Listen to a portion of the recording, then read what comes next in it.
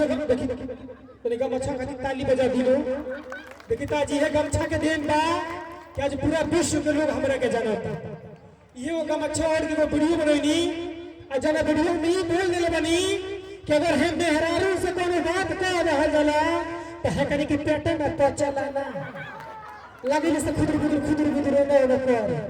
जैसे अगर वाला कोनो मेहरारू से बात कह दी कि रे उमर उठला कमाई देख हम तेरे से बात कहा तरीके से कहिए मत कल मां हमारे कल में क्या करे हम है कान से सुनी ले है कान से निकाल दी ले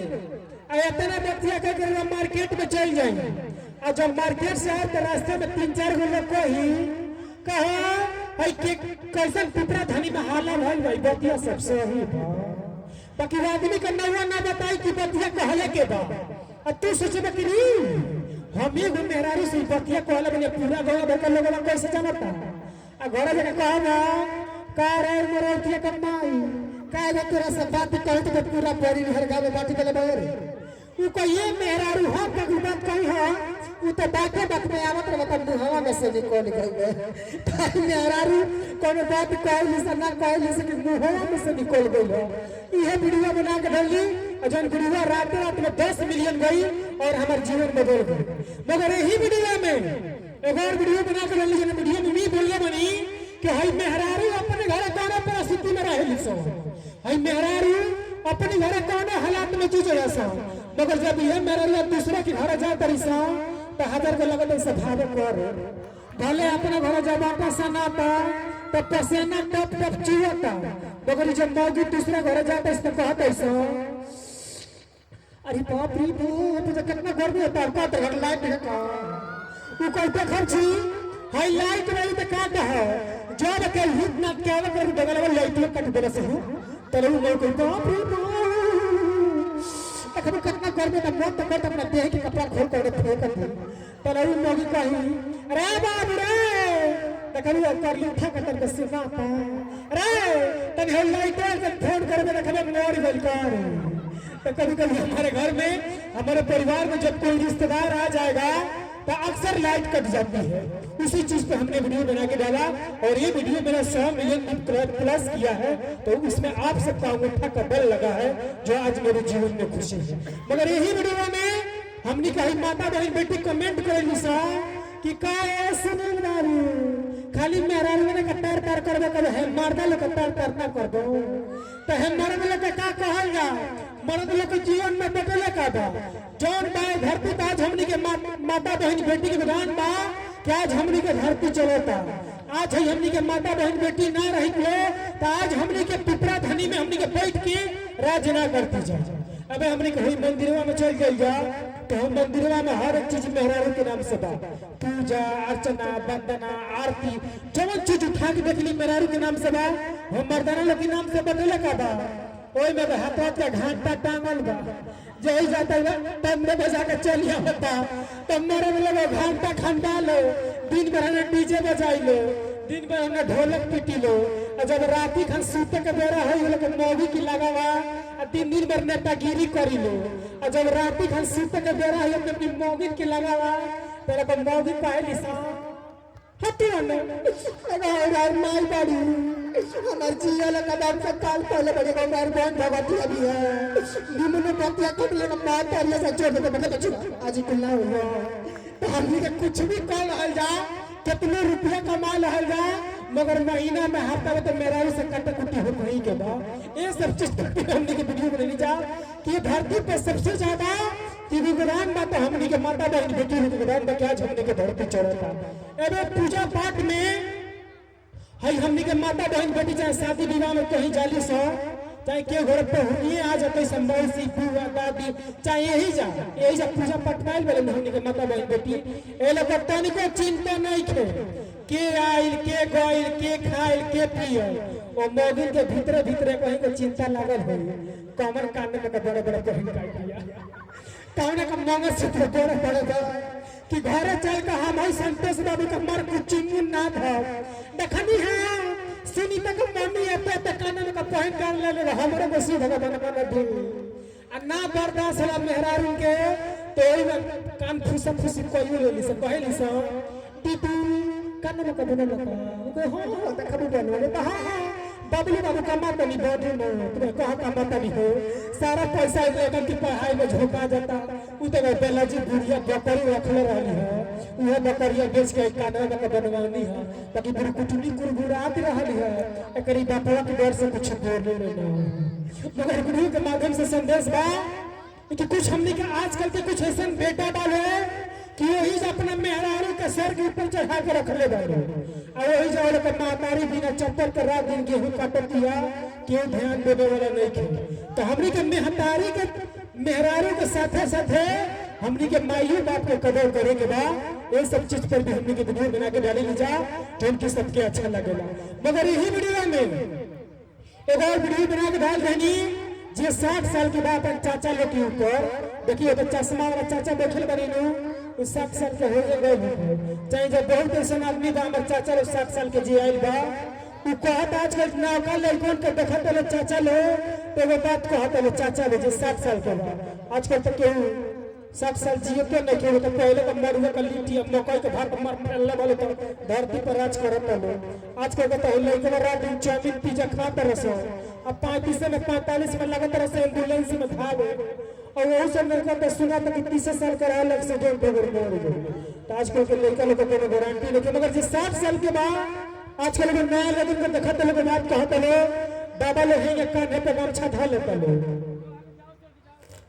चलिए थैंक यू चाचा लोग जब देखते लोग नौका लड़कों के गौवे में तो है ये कान्हा पे गमछा धा लेते लो बाबा लोग आ सुरती बनावत रहते लो जहाँ गाँव में लड़कों के देखते लो तो कहते लो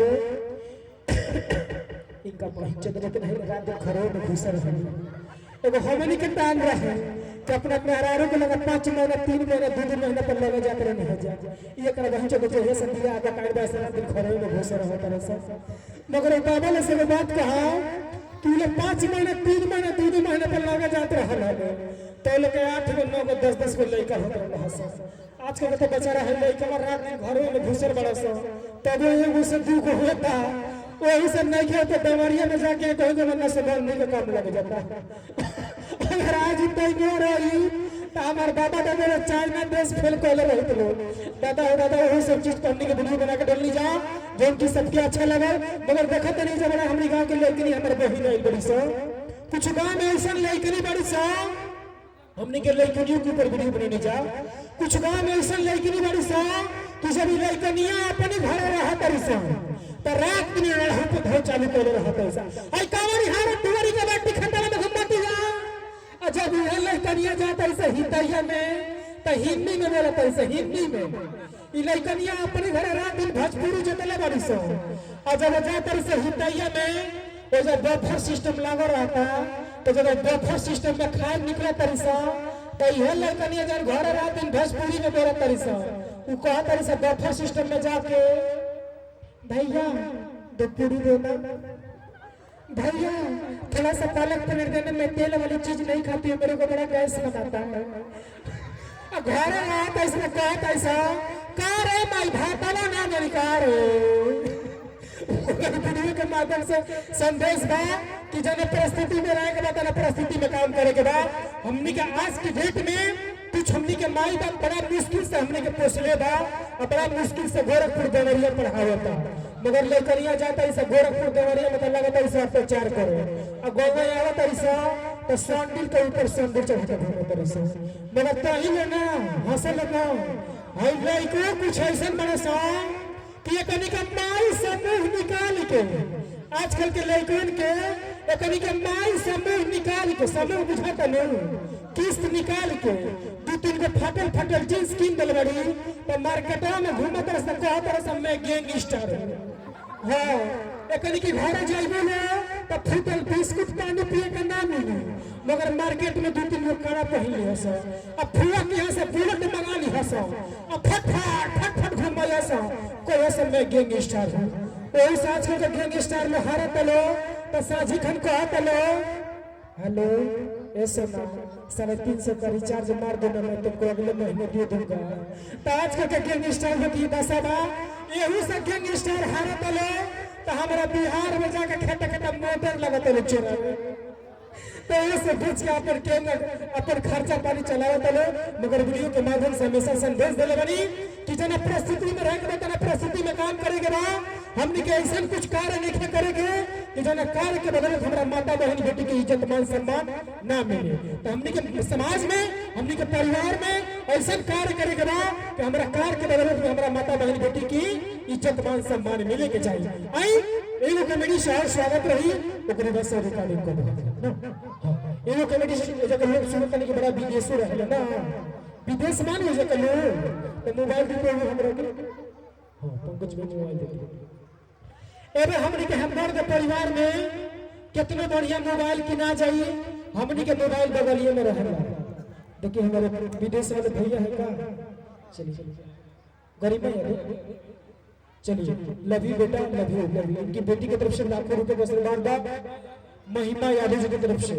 चलिए माई से विनती बा कि उनके जीवन में ही खुशी मिलत रहे कि हमनियों को रोजगार चलत रहे। मगर अगर मर्द परिवार के मोबाइल किना जाओ कितने महंगा तो हमनी के मोबाइल बगलिए में रहल। मगर अब हम मेहरारू का आईफोन का नाना कीन दी आईफोन का दादा कीन दी ओकनी के कहीं को जगह फिक्स रहला यही में रखले रहली सब। आ जब कनी का मारना विदेश से फोन करत लो तो ये मौगी कहत रिसा कौन का फोन आता रही आदि का पापा बेटी को निकले हां गया बतानी तू के खुश रह बड़ा घर में आई बड़ी का बात है। तो हां देखी ना 9000 रुपया में भेजला वाली हो तो गोइनी दवालिया में टांगल जले टीवी पे लेके आओ तो लगली पानी में आग लगा दे। हां हम जी मजे हां है लेके घरों घर के ठीक लगत लगा तो कोई अच्छे सब पछड़ा सब ठीक बता हां सब ठीक बा तो ये दादा हर विदेश में पोखरी चले का जी पीछे का पोखरी में को देश तू कोई घर के लोग का बुझता कि 10 रुपया कमा के हमनी के घर केंगा भेजत नहीं जा घर में मेहरारू दिन फटानी हुआ पैसा एना हमनी का 48 घंटे ड्यूटी करत नहीं जा पहले मौगी पे मत रही रे हमर कर जरा कर फाटेला हो के कब राउर केंगा देंगे लगो के पड़ी नहीं हरबाल बा घर चल आई कर चलो जो 12 बजे घर चल आई मर्दा को अच्छा जाएगा मेहरारू यही रोली सा आंखी में आंसू नाकी में पोटे लगे भल गल फिर के से कहले से रो मौगी कई हमर जी मगर ना और तकरा बने दिया तू के अपने जी हमर करत है पहले फिर से कुछ मर्दा कोई त मौगी कहया से ना कुल कहि छ ए जे लेकवा बैठल बा राती खा ये भगवान जी के घर है बतिया बने है बतिया अच्छा लीना मन तो की हो रे